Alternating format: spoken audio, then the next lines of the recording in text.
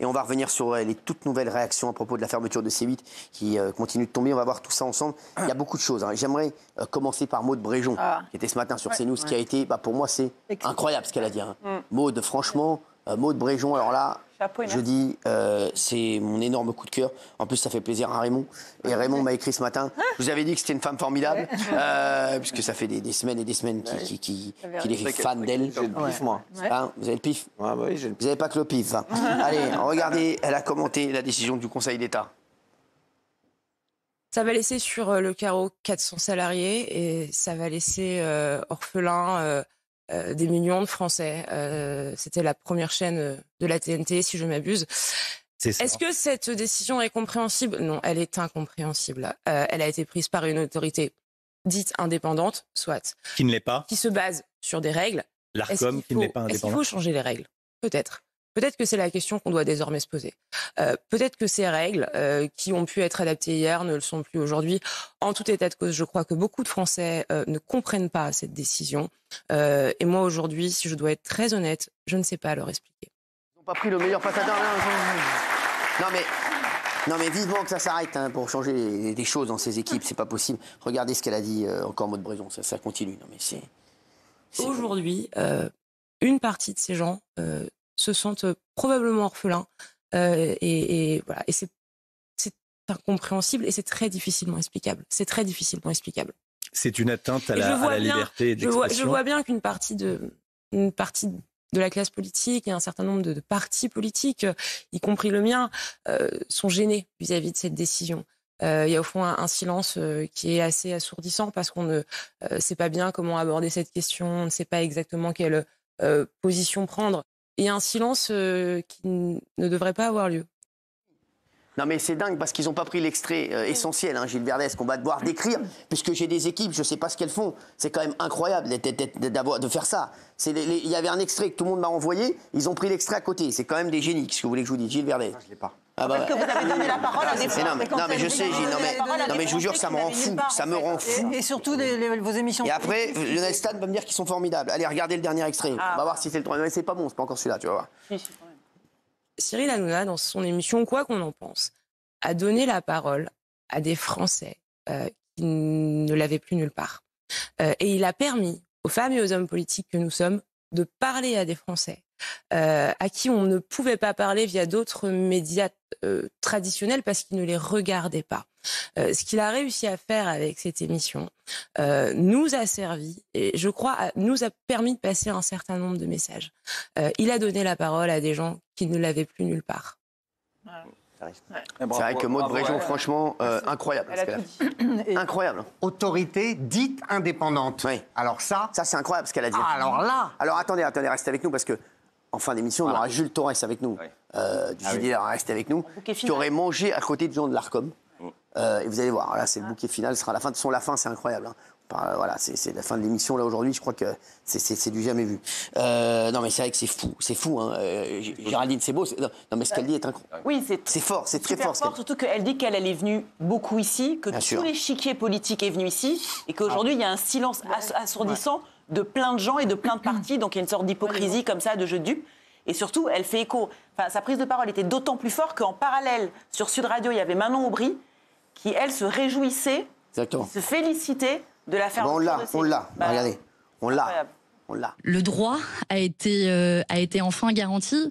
C8 a été rappelé à l'ordre à plus de 35 reprises par l'Arcom pour canular homophobe, pour baiser forcé, pour insultes. J'ai moi-même fait les frais aussi d'insultes de la part de Cyril Hanouna, d'appels au cyberharcèlement. Aujourd'hui, un droit qui doit être respecté et l'Arcom a fait prévaloir ce droit. Elle a fait son travail. Elle a fait son travail. Raison. Elle a eu raison de faire son travail. Je veux dire, quand vous faites des trucs homophobes, est-ce une atteinte à la liberté d'expression, fermer une chaîne? Mais il n'est pas question de liberté d'expression. Quand il s'agit de faire des choses illégales, c'est plus de la liberté d'expression.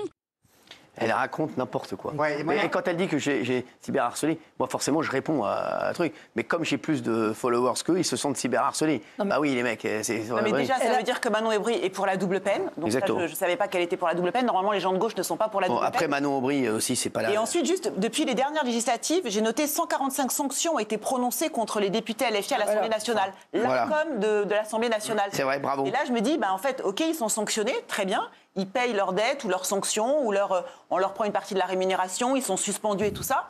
Mais à côté de ça, on ne demande pas la dissolution de LFI. Je vois pourquoi on demanderait la dissolution de C8. Non mais là, on va pas entendre. Manon Aubry, c'est fou quand même. Cette mauvaise foi, ces gens sont d'une mauvaise foi. Et les salariés n'existent pas. C'est insupportable. Et Manon Aubry, là, je vais parler d'elle, elle va encore dire je la cyberharcèle, mais c'est juste, Manon Aubry, c'est que vous dites tellement de bêtises que les gens juste vous répondent sur les réseaux. Si vous disiez moins de bêtises, il y aurait moins de gens qui allaient vous répondre sur les réseaux sociaux. Dites un peu moins de bêtises, travaillez un peu, Manon Aubry. C'est catastrophique, oui, Gilles Verdet. Non, je trouve que c'est très hypocrite ce qu'elle dit. Elle s'appuie sur le droit à parler. Pour plein d'autres causes, les gens d'extrême gauche, ils ne s'appuient pas sur le droit, ils parlent d'humanité, ils disent il faut changer la loi, ils disent qu'ils parlent avec leur cœur, etc. Et là, elle s'abrite derrière le droit, en fait, pour rien dire et pour banaliser la disparition de la chaîne. Et ces gens d'extrême gauche, comme les syndicats d'ailleurs, je les vois très peu se mobiliser pour la perte de 400 emplois. Je trouve que là, normalement, ce sont des causes qu'ils devraient défendre. Voilà, et ça me révolte. Alors, il y a Pascal Praud aussi qui a encore fait un édito. Bravo, Pascal, regardez. Tribunal correctionnel de Paris a condamné Cyril Hanouna à 4 000 € d'amende pour avoir proféré des insultes à l'encontre du député de la France Insoumise, Louis Boyard. Pour les mêmes faits, l'Arcom avait condamné la chaîne C8 à une amende record de 3,5 millions d'euros. Abruti tocard, pour un tribunal correctionnel, ça vaut 4 000 €. Pour l'Arcom, ça vaut 3,5 millions d'euros. L'Arcom est une anomalie administrative. L'Arcom est un scandale démocratique. L'Arcom, comme toutes ses autorités administratives indépendantes, n'a aucune légitimité. Ses membres ne sont pas élus. Or, elle dispose d'un pouvoir disproportionné, démesuré, qui confine à l'abus de droit quasiment sans recours. Elle a tué une chaîne de télévision.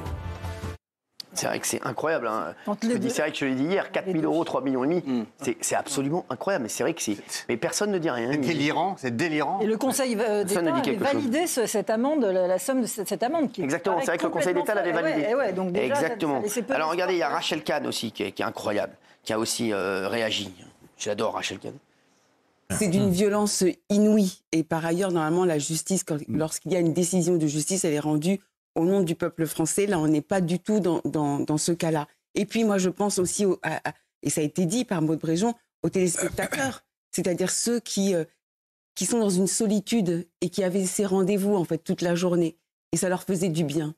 Et en fait, cette décision, non seulement elle est ignoble pour les personnes, les salariés, mais aussi les intermittents, c'est plus de 1000 personnes en réalité, qui se trouvent sur le carreau, mais elle est ignoble pour l'ensemble des Français et elle fracture encore plus la société. Ouais. Non, mais c'est incroyable. Alors, c'est vrai qu'elle a tellement raison et tous les gens s'indignent. Moi, je vois, il y a plein de gens qui m'écrivent, qui disent c'est absolument incroyable. Oui, ma chérie. Moi, je voulais juste te dire, parce que bon, moi, je suis pas chroniqueuse, hein, et c'est vrai que... ce soir, si, ma chérie. Ouais, si, ce soir, mais c'est vrai que ça excusez-moi, je vais pas avoir d'émotion, mais... Qui fasse ça sur une chaîne, comme vous dites, la numéro 1 de je sais pas, je comprends pas et je pense qu'il y en a beaucoup qui vont te soutenir pour que tu puisses rester et que tu puisses refaire tes PMP et je pense et j'espère, hein, comme je te dis, j'espère que tu vas rester avec nous, franchement, parce que moi personnellement, comme je disais, je suis toute seule chez moi à 18h30, ouais. J'ouvre ma télé.